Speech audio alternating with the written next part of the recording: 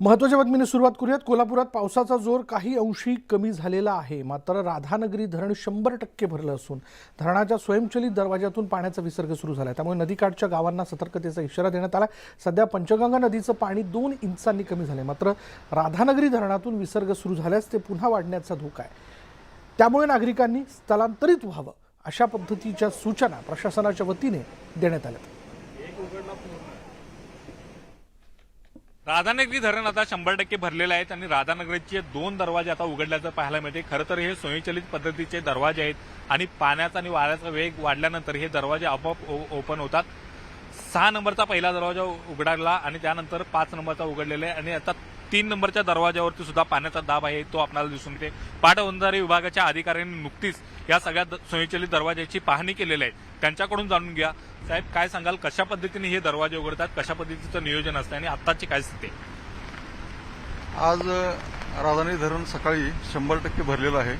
त्यामुळे धरणाचे दरवाजा क्रमांक 6 आणि दरवाजा क्रमांक 5 हे 2 स्वयंचलित दरवाजे आता उघडलेले आहेत। या 2 दरवाज्यातनं आणि पॉवर हाऊसमधनं असा एकूण 4256 इतका विसर्ग आता धरणातून चालू झालेला आहे। सध्या पावसाचा जोर बऱ्यापैकी आहे, त्यामुळे अजून एक दरवाजा उघडण्याची शक्यता आहे। गेल्या 17 तारखेपासून 18 तारखेपासून सतत धरण क्षेत्रामध्ये पाऊस लागतोय। त्याची सरासरी साधारणपणे प्रत्येक दिवशी 100-125 मिलीमीटरच्या पुढे पाऊस लागलेला आहे। त्यामुळे धरण भरून आता सध्या ओव्हरफ्लो होत आहे। हे आपल्या राधानगरी धरणाचे 7 स्वयंचलित दरवाजे आहेत। ते फक्त पाण्याचा दाब, हवेचा दाब आणि त्यामुळे निर्माण होणाऱ्या लाटा यांच्यामुळे ते आपोआप उघडतात आणि गेली 77-78 वर्षे हे अव्याहतपणे चालू आहे। कुठलाही विघ्न न येता चांगल्या पद्धतीने चालू आहे। आता तुम्ही या सगळ्या दरवाजांची पाहणी केली, हे दरवाजे सगळे सुस्थितीत आहेत काय तुम्ही अंदाज व्यक्त करा? सगळे 7ही दरवाजे एकदम सुस्थितीत आहेत, कोणत्याही प्रकारची अडचण येणार नाही। पावसाचं प्रमाण वाढलं तर 7 दरवाजे उघडतील आणि जर कमी झालं तर उघडलेले दरवाजे सुद्धा आपोआप बंद होतील। कशा पद्धतीचे हे दरवाजे उघडण्याचं आणि बंद होण्याचं तंत्र आहे? हे जे तंत्र आहे ह्याला फलक्रम टाईप म्हणतात। त्याच्यामध्ये दरवाजांच्या पाठीमागं वजनाचे कॉन्क्रीटचे ब्लॉक आहेत आणि ते कॉन्क्रीटचे ब्लॉक ठराविक प्रेशर त्या दरवाजावर आल्यानंतर ते उचलले जातात आणि दरवाजा आपोआप उघडतो आणि पुन्हा त्याचप्रमाणे ज्यावेळेला प्रेशर कमी होतं त्याच वजनानं ते पुन्हा बसतात। आता काही दरवाजे आणखीन उघडण्याची शक्यता व्यक्त होते। एक दरवाजा अजून उघडण्याची शक्यता दाट आहे। एकूणच या ठिकाणी पाहायला गेलं तर हे दरवाजे आहेत, या दरवाजाची सगळी पाहणी आता प्रशासनाने केलेली आहे, पाटबंधारे विभागाने केलेले आहे आणि हे दरवाजे सध्या सुस्थितीत आहेत। 2 दरवाजे उघडलेले आहेत, आणखीन एक दरवाजा उघडण्याची शक्यता सुद्धा पाटबंधारे विभागाच्या अधिकाऱ्यांनी या ठिकाणी व्यक्त केलेली आहे। व्हिडिओ जर्नलिस्ट संदीप पाटीलसह ज्ञानेश्वर साळुंखे, न्यूज 18 लोकमत, राधानगरी, कोल्हापूर। पुढे पाहूयात, मुंबईसह ठाणे जिल्ह्यातही जोरदार पडणाऱ्या पावसाने मुंबईकरांसाठी खुशखबर आणली। मुंबईला पाणीपुरवठा करणाऱ्या प्रमुख तलावांपैकी तानसा तलाव जो आहे तो ओव्हरफ्लो झाला। आज पहाटे 4:35 तानसा तलाव तुडुंब भरून वाहू लागला। सध्या तानसा तलावातून विसर्ग करण्यात येतो आणि याआधी तुळशी तलाव भरून वाहू लागला होता।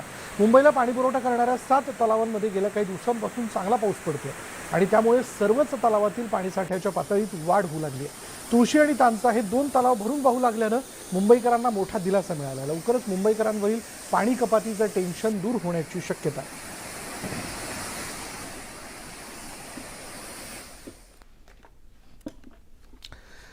तर पुढे बातमी खडकवासल्याबद्दल। पाणी कपातीचा सामना करणाऱ्या पुणेकरांसाठी आनंदाची बातमी अशी की शहराला पाणी पुरवठा करणारा खडकवासला धरण ओव्हरफ्लो झालाय। धरणाचा एक दरवाजा उघडला असून 7428 क्युसेक्सने विसर्ग सुरू आहे। दरम्यान नदीकाठच्या गावांना सतर्कतेचा इशारा देण्यात आला। याशिवाय पानशेत, टेमघर आणि वरसगाव या धरणांमध्ये वर्षभर पुरेल इतका पाणीसाठा जमा झाला आणि त्यामुळे पुणेकरांच्या पिण्याच्या पाण्याचा प्रश्न तुर्तास मिटला। अखेर खडकवासला धरण फुल भरलेलं आहे। आपण बघू शकतो, रात्रीच संध्याकाळी 7 वाजता काल हे 3 मोहरातनं पाणी सोडलं गेलं। सुरुवात म्हणजे छोटी 428 क्युसेक्सने झाली, पण रात्रीतनं ते वाढून पार 4500 पर्यंत हा विसर्ग वाढवण्यात आला होता। सकाळी पुन्हा कमी केला गेला, कारण वरचा येवा जो असतो तो आता पाऊस उघडीप दिल्याने वरती पाणलोट क्षेत्र कमी झाल्यामुळं हे येवा विसर्ग पुन्हा कमी केलेला आहे। पण या मोसमातला, या पावसाळ्याच्या हंगामातला पहिला पाऊस पहिला येवा या धरणात आला आणि खडकवासला धरण भरले. हे धरण जरी भरलं असेल छोटं धरण आहे, 2 TMCचं धरण आहे. वरती मात्र वरसगाव, पानशेत आणि टेमघर ही धरणं अजून भरण्याची बाकी. टोटल या तिन्ही धरणं 4 साखळी धरणांचा, खडकवासला साखळी धरणांचा एकूण जलसाठा आहे 29 TMC. म्हणजे 30 TMC धरला तरी आजच्या घडीलाही 65% धरणं भरलेली आहेत.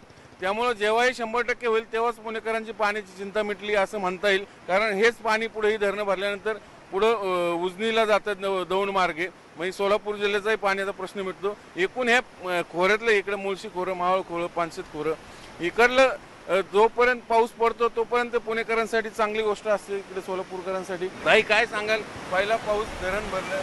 छान वाटतं, एकदम मस्त दृश्य झालेलं आहे निसर्गाचं. असं बघायला वगैरे भारी वाटतंय. फोटोज व्हिडिओज काढायचं म्हणून आलेलो आहे आम्ही क्रिकेटवाडीतून. विकेंडला पुन्हा प्लॅन करू? हो करणार. एकटेच नाही, तुम्ही कुठून आला का? आम्ही क्रिकेटवाडीतनं आलोय. कालच आम्हाला बातमी मिळाली होती की आज विसर्ग करणार आहेत म्हणून, आणि हे दृश्य बघण्यासारखंच आहे. अजूनही दरवाजे खोलल्यावर अजूनही त्याचा पाण्याचा जो हे लोट आहे तो पूर्णपणे बघण्यात अजूनही मजा येईल. व्हिडिओ जर्नलिस्ट गणेश कदमसह चंद्रकांत फुंदे, न्यूज 18 लोकमत, खडकवासला. तर मुळशी तालुक्याला पावसाने चांगलंच झोडपलंय. मागील 10 दिवसांपासून कासारसाई धरण परिसरात मुसळधार पाऊस सुरू आहे. सतत पडणाऱ्या पावसामुळे कासारसाई धरण जे आहे त्यात पाण्याची आवक वाढली असून धरणातच 80% पाणीसाठा झाला. पावसाचा जोर असाच कायम राहिल्यास कासारसाई धरणातून कोणत्याही क्षणी विसर्ग केला जाऊ शकतो. तालुक्यात पडणाऱ्या पावसामुळे शेतकऱ्यांमध्ये आनंदाचं वातावरण आहे. मुळशी पट्ट्यामध्ये भात शेतीची लगबग सुरू आहे.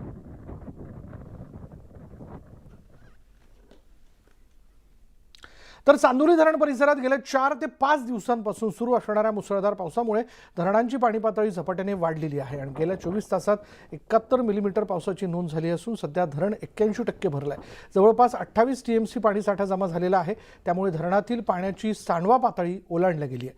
वीज निर्मिती केंद्रातून 911 क्युसेक्स पाण्याचा विसर्ग नदीपात्रात सुरू आहे आणि या सर्व म्हणजे नदीपात्रात सोडण्यात येणाऱ्या पाण्यामुळे नदीच्या पाणी पातळीत वाढ होणार आहे. त्यामुळे नदीकाठच्या गावांनी सतर्क राहण्याचा इशारा देण्यात आला.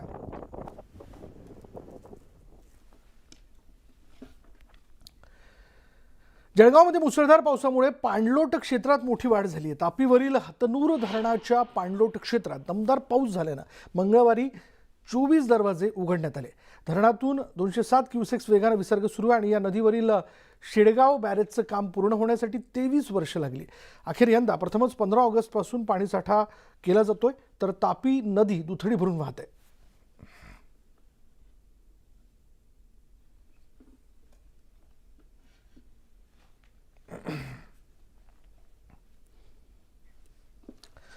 बातमी आहे साताऱ्यातनं. सातारा जिल्ह्यातील कोयना धरणात गेल्या 24 तासात तब्बल 5 TMCने वाढ झाली आहे. कोयना धरणात आता 61.30 TMC पाणीसाठा झाला आहे. 105 TMC पाणी साठवण्याची क्षमता असलेलं धरण 58% इतकं भरलंय.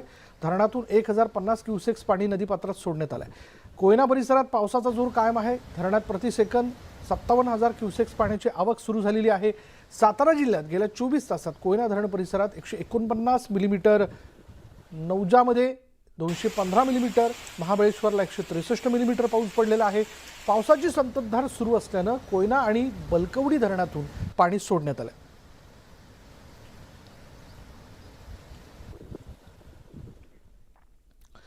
तर रत्नागिरीतल्या खेडमधील जगबुडी नदीने मंगळवारी धोक्याची पातळी ओलांडून पूर्वरेषा देखील ओलांडली. त्यामुळे खेडच्या बाजारपेठेतील काही दुकानांमध्ये नदीचं पाणी शिरलं होतं. जगबुडी नदीबरोबरच नारंगी नदीने देखील पात्र सोडल्यामुळं नारंगी नदीच्या पुराचं पाणी देखील परिसरातल्या शेतामध्ये शिरलं होतं आणि त्यामुळे खाडीपट्टा विभागातील 20 ते 25 गावांचा संपर्क तुटला.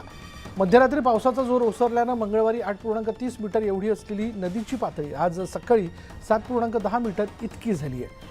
खेडमधील जगबुडी नदीच्या पाण्याची पातळी कालच्या तुलनेनं कमी झाल्यामुळं काल दिवसभर संपर्कात नसलेली गावं पुन्हा संपर्कात आली आहेत. या ठिकाणी दळणवळण पुन्हा सुरू झालंय. सध्या पुराचा धोका जरी टळलेला असला तरी जगबुडी नदी ही धोक्याच्या पातळीच्या वरूनच वाहते.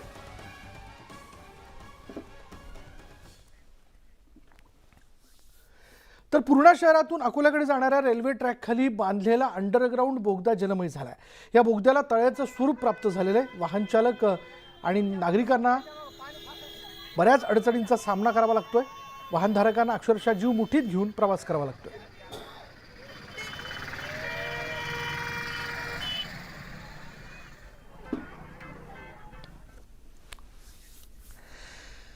राज्यभरात सक्रिय मान्सूनने बहुतांश ठिकाणी सरासरी गाठलेली असतानाच आता बंगालच्या उपसागरातील कमी दाबाच्या क्षेत्रामुळे पुन्हा राज्याला मुसळधार पावसाचा इशारा देण्यात आला. आज रायगड, पुणे, रत्नागिरी आणि सातारा या 4 जिल्ह्यांना रेड अलर्ट जारी करण्यात आला आहे, तर मुंबईला ऑरेंज अलर्ट असून इथे मुसळधार ते अतिमुसळधार पावसाची शक्यता आहे. गेल्या आठवड्यात कोकण, विदर्भ आणि मराठवाड्याच्या काही भागात अतिवृष्टीने कहर केला. त्यामुळे हजारो हेक्टरवरील पिकं खरडून निघाल्यानं शेतकऱ्यांचं नुकसान झालं. परिणामी दुबार पेरणीची स्थिती निर्माण झाली आहे.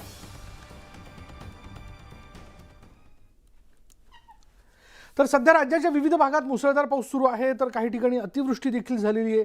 नदी नाले दुथडी भरून वाहू लागल्यामुळं पूरस्थिती निर्माण झाली आहे. राज्यात जुलै महिन्यात झालेल्या अतिवृष्टीमुळे तब्बल 4,19,180 हेक्टरवरील पिकांचं नुकसान झालं आहे. या अतिवृष्टीचा सर्वाधिक फटका जो आहे तो यवतमाळ जिल्ह्याला बसला आहे. सततचा पाऊस आणि नद्यांना आलेल्या पुरामुळे यवतमाळ जिल्ह्यातील 2,37,000 हेक्टरवरील शेतजमीन आणि पिकं बाधित झाली आहे.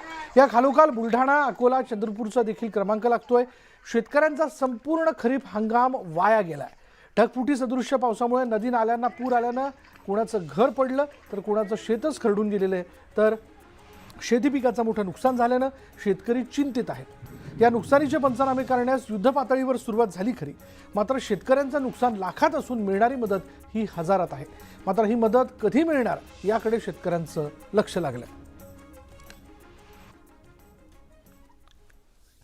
राज्यात सर्वत्रच मुसळधार पाऊस पडतोय आणि अशातच वाशिम जिल्ह्यात सुद्धा मुसळधार पाऊस पडतोय. वाशिम जिल्ह्यातील रिसोड आणि मालेगाव तालुक्यात अनेक ठिकाणी ढगफुटी सदृश्य पाऊस पडला.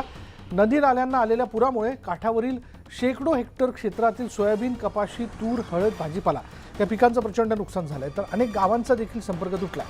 जोरदार पावसामुळे नदीकाठच्या गावांमध्ये आणि शेतात पाणी साचल्यानं शेतांना तलावाचं स्वरूप आलेलं आहे. या नुकसानग्रस्त भागाचे सरसकट पंचनामे करून भरपाई द्यावी अशी मागणी शेतकऱ्यांनी केली आहे.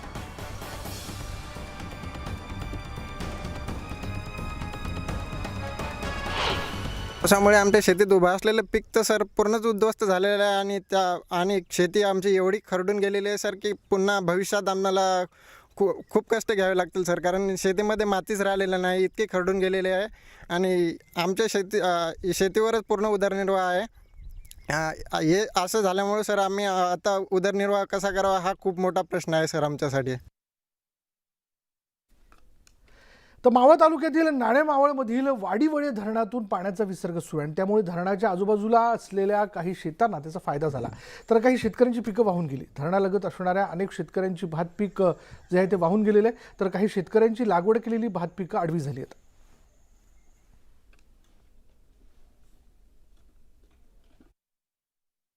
कुणाचे रोप वगैरे वाहून जातात, कुणाचे भात लावलेला आहे ते कुसतंय, कोण रिस्क घेत नाही, कोण काय प्रॉब्लेम झाला. पहिले इथे हे होतं अलाउन्स वगैरे करायचे, अलाउन्स वगैरे करत नाही, काही नाही, असंच पाणी सोडतात. रिस्क काहीच नाहीये, सगळे असंच मुपट चाललेले.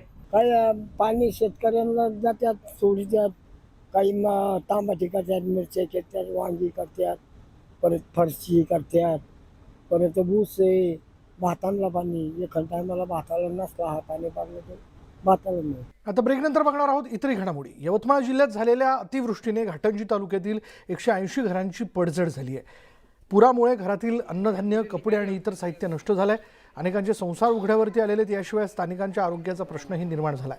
नुकसानग्रस्तांना ताबडतोब मदत देण्यात यावी अशी मागणी जी ती नागरिकांकडून केली जाते.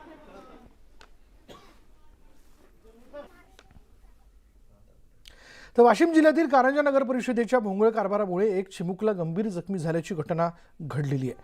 शहरातील तनयनगर आणि गाडगेनगर भागात रस्ता अर्धवट स्थितीत असल्यानं आई आणि मुलगा जखमी झालेत. या दुर्घटनेत मुलाच्या पायाचं हाड मोडले. रस्त्याचं काम अर्धवट करणाऱ्या कंत्राटदारावर आणि दोषी अधिकाऱ्यांवर कारवाईची मागणी स्थानिकांनी केली आहे.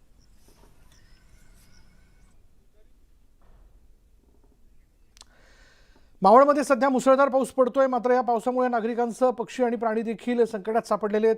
तळेगाव दाभडे परिसरात पावसामुळे बाबळीचं झाड जे ते कोसळलं आणि या झाडावर बगळ्यांची घरटी होती. झाड कोसळल्यामुळे बगळे आणि त्यांची पिल्लं अडकून पडली होती आणि याची माहिती मिळताच वन्यजीव मावळ रक्षक संस्थेचे सदस्य तात्काळ घटनास्थळी पोहोचले. या सदस्यांनी झाडाच्या फांद्या हटवत बगळ्यांच्या पिल्लांना सुरक्षित ठिकाणी हलवलंय. पकडण्याची ज्याला गरज आहे त्यालाच पकडायचं. किती झाले 2 ऍड केले.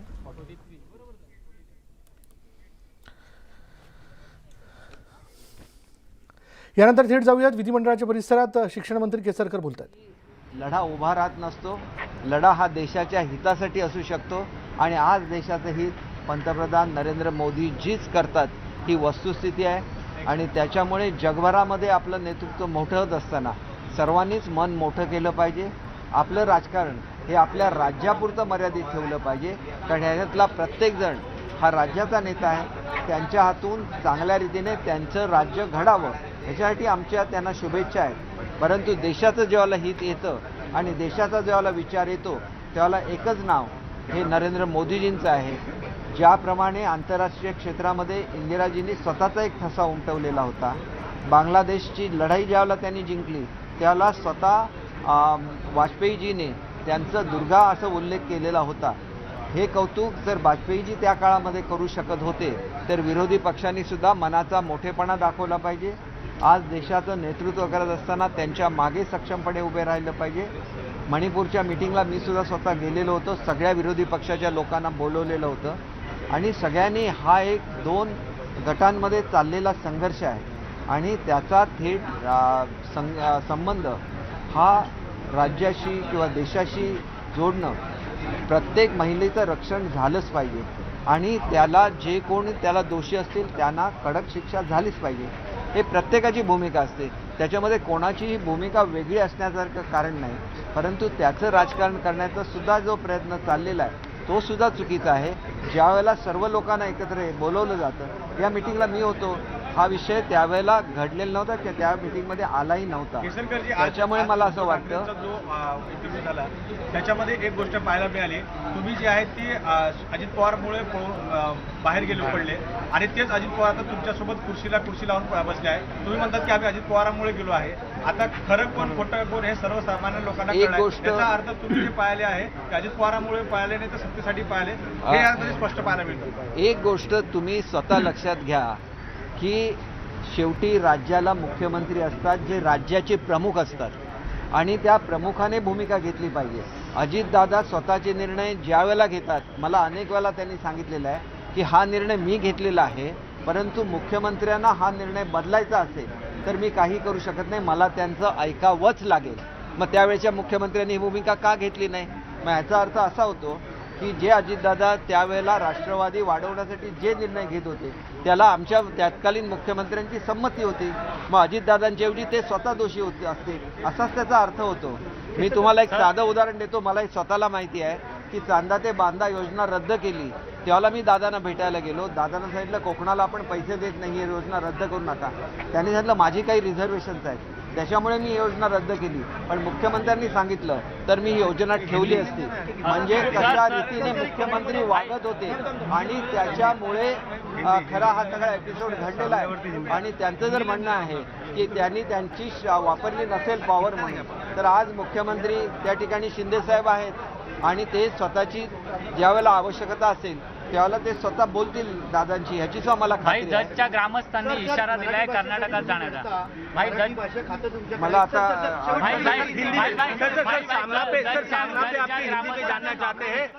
महत्त्वाच्या बातमीने सुरुवात करूया. अर्थात आपल्याला सगळ्यांनाच माहिती आहे राज्यात ठिकठिकाणी पाऊस जोरदार बरसतोय आणि त्या संदर्भातल्या बातम्या पुढे येताना दिसतात. अमरावतीच्या मेळघाटमधील चिखलदरा ते घटांग मार्गावर आमझरी गावाजवळ दरड कोसळली आहे. दरड कोसळल्यानं चिखलदरा ते घटांग मार्ग जो आहे तो बंद झाला. दरड कोसळल्यानं रस्त्यावर दगड आले असून वाहतूक बंद झाली आहे. यामुळे चिखलदरा इथं जाणाऱ्या पर्यटकांना फटका बसला. अमरावतीच्या मेळघाटमध्ये दरड कोसळलेली आहे, त्यामुळे चिखलदराकडे जाणारे जे पर्यटक आहेत ते आता तिथं जाऊ शकत नाहीत. ही दरड हटवण्याचं काम जे ते केलं जाते. बघा ही थेट ही दृश्य आपल्यापर्यंत पोहोचलेली, ज्यामध्ये आपण पाहू शकतो की मातीचा दगडांचा किती मोठा ढिगारा थेट रस्त्यावरती आलेला आहे. शिवाय एवढंच नाही तर डोंगरदऱ्यांमधनं येणारे जे पाणी आहे ते आता रस्त्यावरनं पुढे खाली वाहताना दिसतंय. त्यामुळे इथून गाडी नेणं तर शक्यच नाही. त्यामुळे आजच्या दिवसात या रस्त्यावरची या मार्गावरची वाहतूक सुरळीत होईल असं तरी वाटत नाही तुर्तास तरी. म्हणजे वेगाने काम केलं तर काही शक्य आहे, पण पाहूयात इथपर्यंत यंत्रणा कशी पोहोचवली जाते. पण तुर्तास तरी पोलिसांनी आता हा मार्ग जो आहे तो बंद केलेला आहे. त्याच्यामुळे आता या क्षणाला विदर्भातल्या नागरिकांनी ही बातमी लक्षात घेणं फार महत्त्वाचं आहे. आपण जर चिखलदराच्या दिशेने जात असाल तर ही बातमी जरूर लक्षात घ्या. याचं कारण असं आहे, आपण जर पाहिलं तर त्या चिखलदराकडे जाणारा जो रस्ता आहे तो मार्ग जो आहे तो बंद झालेला आहे.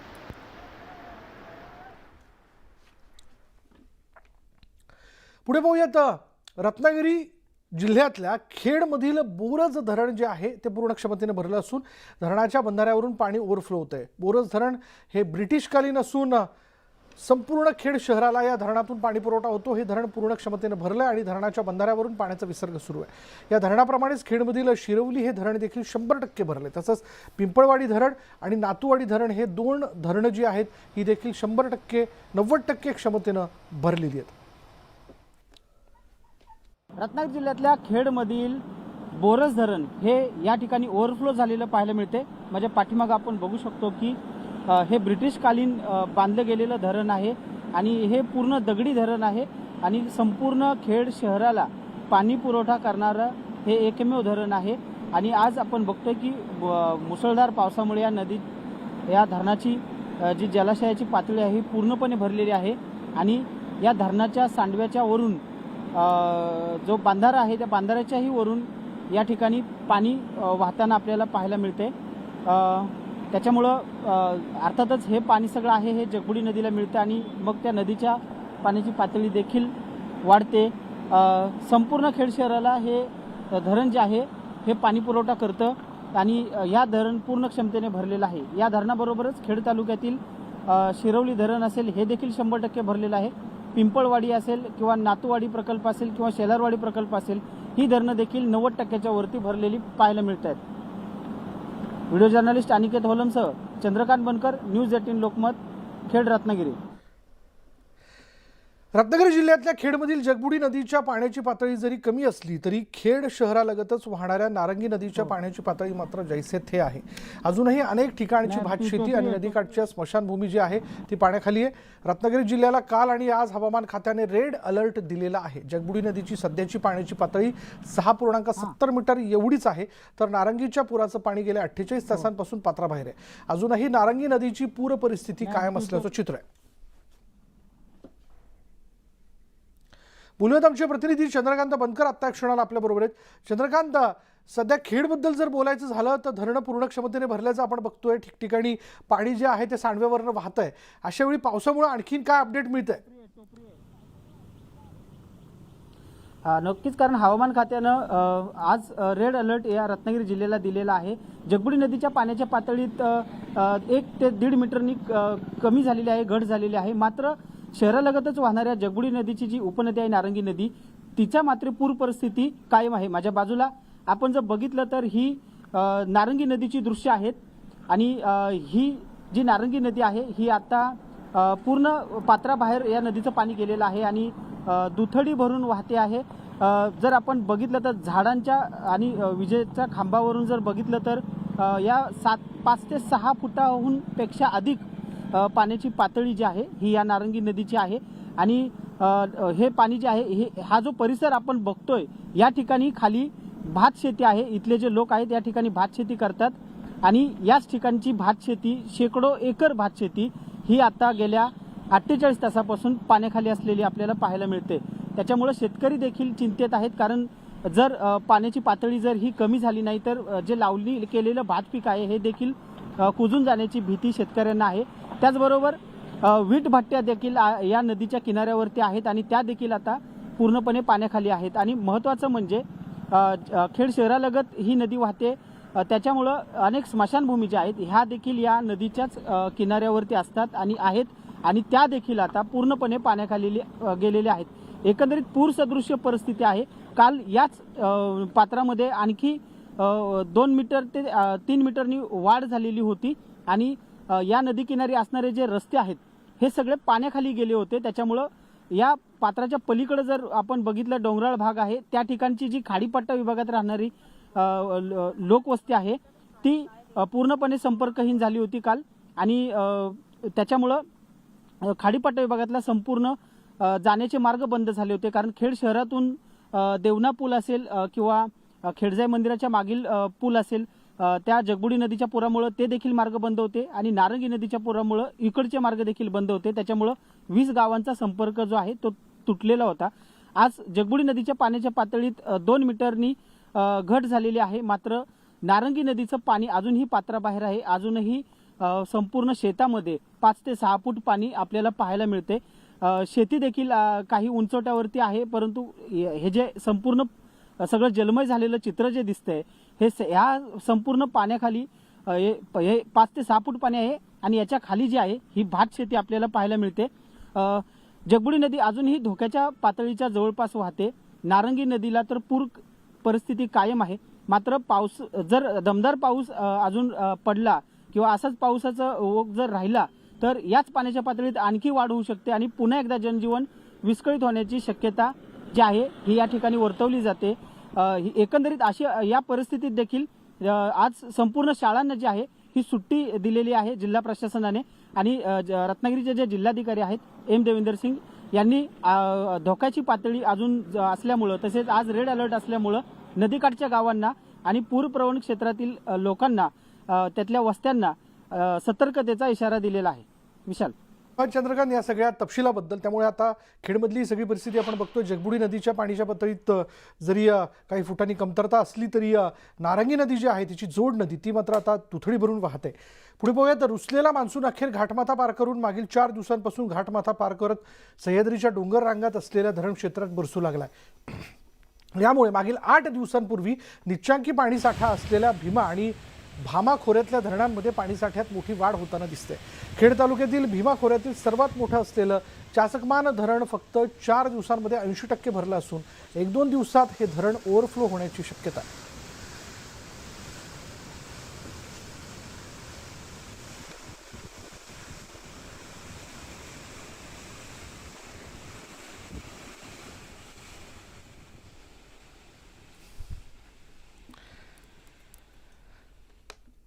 आपण पाहतोय की रुसलेला मान्सून जो आहे तो घाटमाथा पार करून अखेर सह्याद्रीच्या डोंगर रांगांमध्ये जोरदार बरसलाय. मागील 8 दिवसांपूर्वी निच्चांकी पाणीसाठा असलेल्या भीमा आणि भामा खोऱ्यातल्या धरणांमध्ये पाणीसाठ्यात मोठी वाढ होताना दिसते.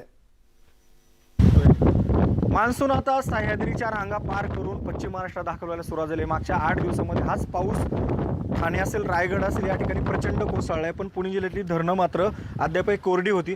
पण मागच्या 4-5 दिवसामध्ये जो काही पाऊस आता घाटमाथ्यावर पडतो यामुळं या परिसरातली जी महत्त्वाची धरणं आहेत ती सुद्धा आता 50%च्या आसपास जाऊन पोहोचलेली आहेत. आपण आहोत खेड तालुक्यातलं सर्वात मोठं जे धरण आहे चासकमान या धरणाच्या बॅकवॉटरला आणि आपण पाहू शकतो आता मागं हे सगळं पाणी धरण आता जवळपास 70-75% आसपास आलेलं आहे. नेमकं किती धरण भरलं आहे, किती पर्सेंटेज पाण्याचा साठा या ठिकाणी आहे याबद्दलच आपल्यासोबत आहेत याच धरणाचे मीटर रीडर. आपण त्यांना विचारणार आहोत. मला सांगा, तुमचं नाव सांगा मला. तुमचं स्वागत आहे न्यूज 18 लोकमतमध्ये. सध्या धरण किती भरलेलं आहे, मागच्या वर्षी एकूण साठा किती होता आणि आता साधारण 100% धरण कधी भरू शकतं? साहेब, माझं नाव श्री बाबाजी कडलग, मीटर रीडर. मी या चासकमान धरणावरती 1990पासून नोकरी करतो आहे. गेल्या वर्षी चांगला पाऊस असल्यामुळं या आजच्या तारखेला आपलं 98% धरण भरून आपण खाली कॅनॉलला आणि स्पिलवरून सांडवेवरून पाणी सोडलं होतं. परंतु यावर्षी अद्यापही पाऊस या ठिकाणी थोडं प्रमाण कमी असल्यामुळं आता सध्या भीमाशंकरच्या परिसरामध्ये चांगला पाऊस पडतो आहे. त्यामुळं आपल्याकडं आता धरणामध्ये चांगली आवक असून आज रोजी धरणामध्ये 80% पाणीसाठा झालेला आहे. धरणाची आपल्या कॅपॅसिटी आहे 8.5 TMC पैकी 6.5 TMC पाणी आपल्या धरणामध्ये साठलेलं आहे. नक्कीच तर शेतकऱ्यांच्या दृष्टीने महत्त्वाची गुड न्यूज म्हणावी लागेल. कारण मागच्या 8 दिवसापासून या परिसरातले सर्व शेतकरी पावसाची वाट पाहत होते. खरं तर पूरपट्ट्यामध्ये पाऊस अजूनही नाही, पण शेतकऱ्यांचं लक्ष असतं या ठिकाणच्या धरणांवरती. धरणं भरली तर हेच पाणी पुढच्या भागामध्ये श्रीगोंदा असेल, नगर जिल्हा असेल किंवा सोलापूर असेल, उजनीमध्ये जाऊन हे सगळं पाणी मिळतं हळूहळू.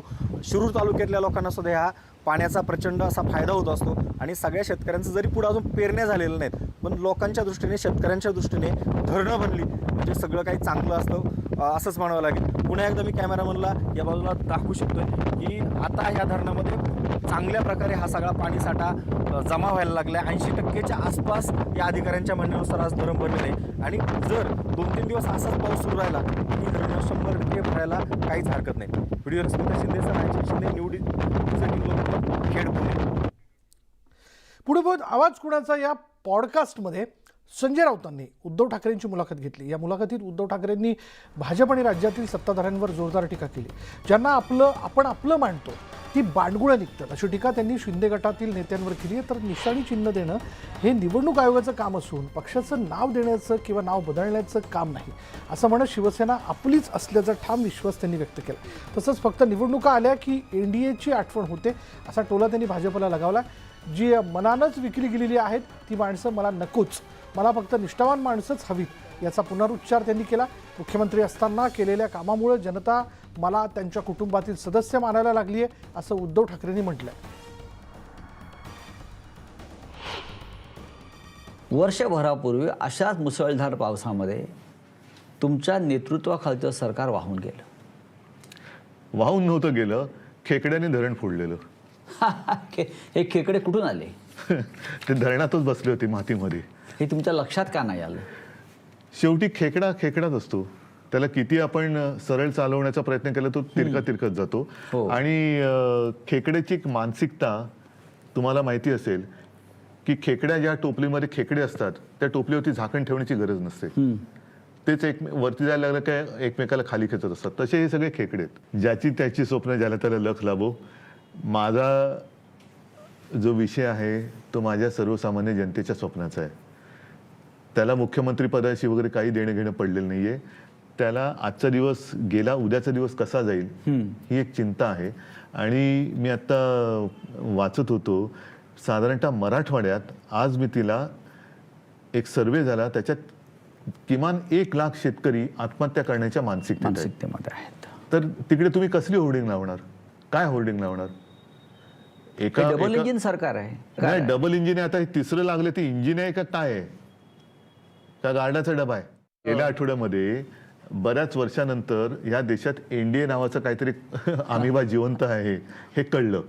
आणि आपण जे देशभक्त सगळे राजकारणी आहोत त्यांची इंडिया नावाची एक आपण आघाडी केलेली आहे. त्याला उत्तर देण्यासाठी त्याच दिवशी आपल्या माननीय पंतप्रधानांना एकदम आठवणीतल्या सगळ्या गोष्टी त्यांनी बाहेर काढल्या, ठेवणीतल्या, आणि 36 पक्षांची एक जेवणावळ त्यांनी घातली. खरं म्हणजे 36 जणांची गरज नाहीये. त्यांच्या एनडीएमध्ये आता ईडी, इन्कम टॅक्स आणि सीबीआय 3च पक्ष मजबूत आहेत. बाकी पक्ष राहिलेत कुठे? काय काय पक्षांचे तर एकही खासदार नाही. शिवसेना तर नाहीच आहे. सगळे गद्दार तिकडे गेलेले आहेत.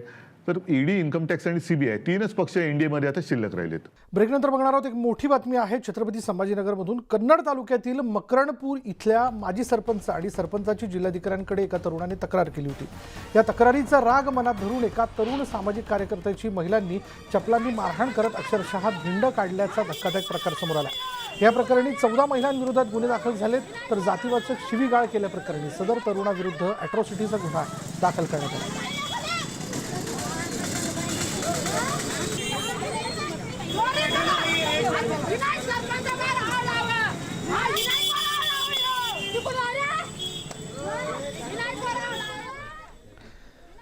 आणि यानंतर इथे वेळ झाली का ब्रेकची. ब्रेक घेऊयात. पहा फक्त न्यूज 18 लोकमत.